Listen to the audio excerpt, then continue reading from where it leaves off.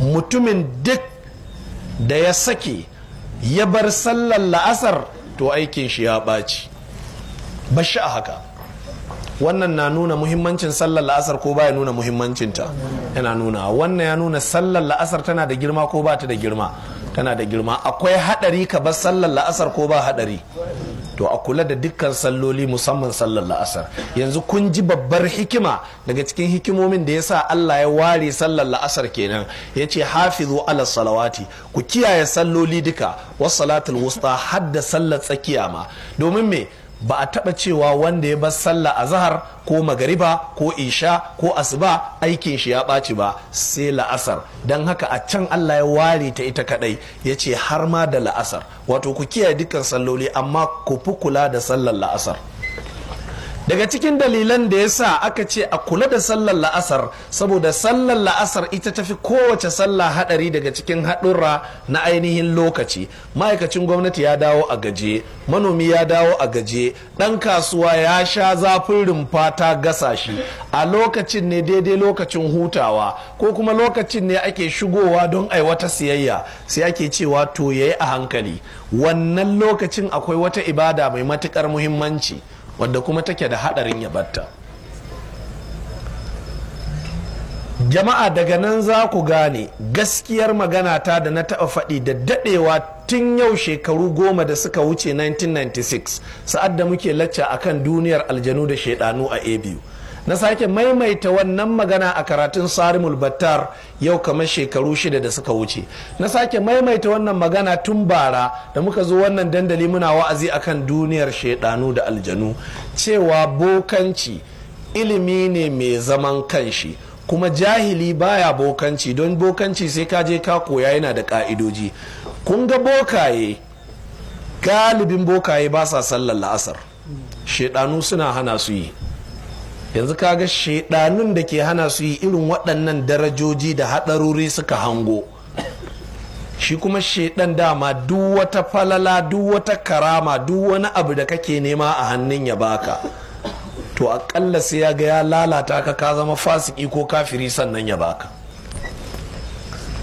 Don haka bokaye mafi yawancinsu ba sa sallar la'asar. Ba sa sallar la'asar mafi yawancinsu.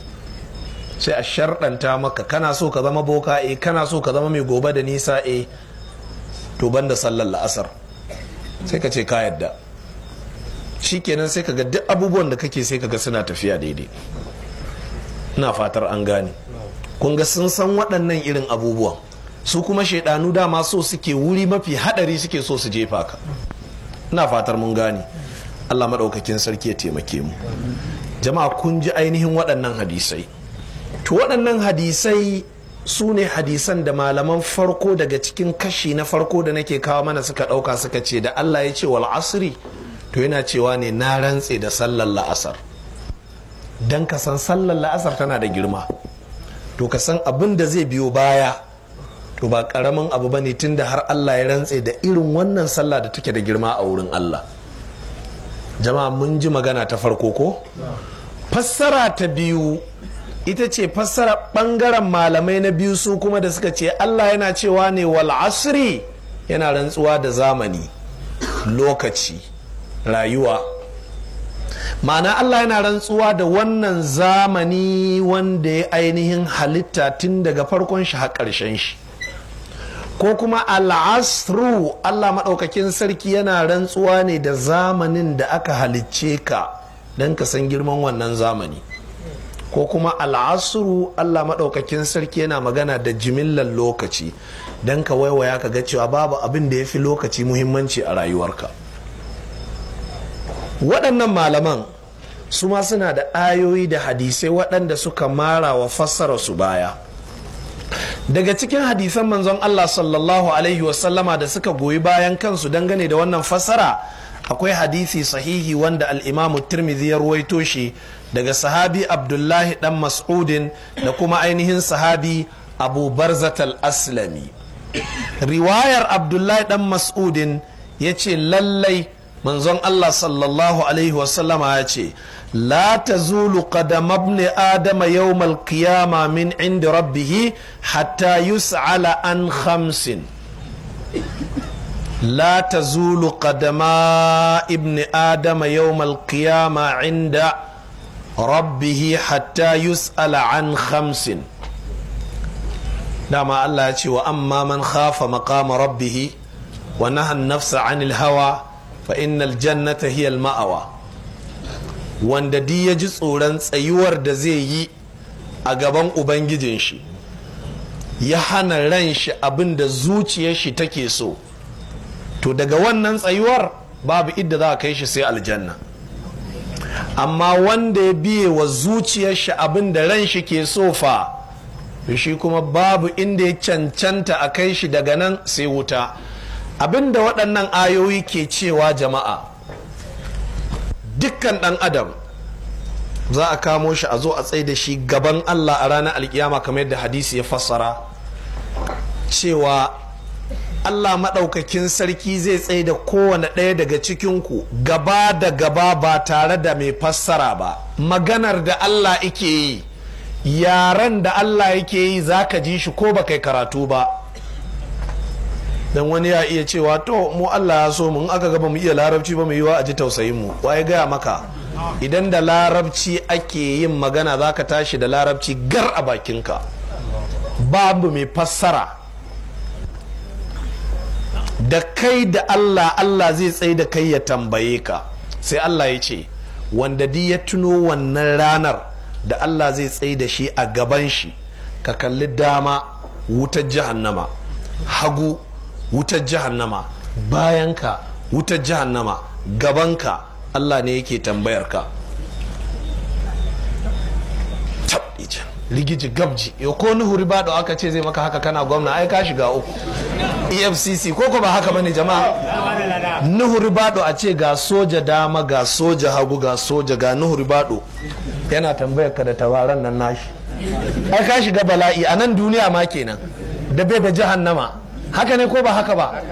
balle wannan ubangijin da ya halicci nuhu ribado ne, har nuhu ribadon sai an tsaye da shi. wallahi dan adam yana da bala'i a gaban shi jama'a, wallahi. don haka Allah ya yi hikima da ya kira alkiyama masifa, haka ya kira ta bala'i. ya ce fa'iza ja'ati sakha, ya ce idan masifa ta zo. fa'iza ja'ati tammatil kubra, idan uwar bala'i ta zo. duk wannan sunan alkiyama ne, Allah ne da kanshi fassara kadai na yi. yau bahaushe in aka ce bala'i in ya zo, to wannan uwar bala'in ce, ita ta haifi bala'in. dan bala'i ma a ranar alkiyama ba san da yake ba. to ranar alkiyama ita take da wannan siffar. yawma tarawnaha tadhhalu kullu murdi'atin amma arda'at. a wannan rana za ka ga mace tana shayar da ɗa take shayarwa, amma za ta ɗauki ɗanta wurgar. wata ba'u kullu za ta hamlin hamlaha. ka ga mace da ciki bai isa haihuwa ba ta tsuguna ta zazzage shi, ba wani operation, ba wani ruwan naƙuda da za a sa mata, ba wani bed rest. duk wannan kini bibi ne a duniya mata suke yi, wallahi kini bibi ne. sai an je an kwantar da ita a gado, ana shashafa ta, ana shafa goshinta, ana bata lemo, ana salati, ana bata haƙuri. ƙarya ne idan kiyama ta zo da kanki zaki tsuguna ki haife shi, wallahi. haka Allah ya ce wata za'u kullu zati, haka Allah ya ce wata za'u kullu zati hamlin hamlaha. duk wata mai ciki za ta tsuguna ta haife cikin. wata ran nasa sukara, Allah ya ce sai ka ga mutane sun bugu, suna tambele, suna tangadi. wa mahum bi sukara, Allah ya ce ba marisa suka yi ba abin da suka sha. me ya faru? walakin na azaballahi shadid, azaba Allah ce kawai ta tsanani. yadda ka ga ruwan sama na zuba, haka azaba take sauka daga sama. tsirara kake sitik saboda bala'in dandalin alkiyama. ko sarkin wanzamai ne ya maka kaciya ta koma loba, ba wanda zai tashi da kaciya jama'a. manzan Allah ya ce sallallahu alaihi wasallama, annabi Ibrahim shine kadai zai tashi dandalin alkiyama da kaciya. Allahu akbar. Allah ya ce wa Ibrahim alladhi waffa, da Ibrahim wanda ya cika umarnin Allah. shekarar shi 80 a duniya. Allah ya ce ya je ya dauki zarto yi wa kanshi kaciya ya je ya zauna yi wa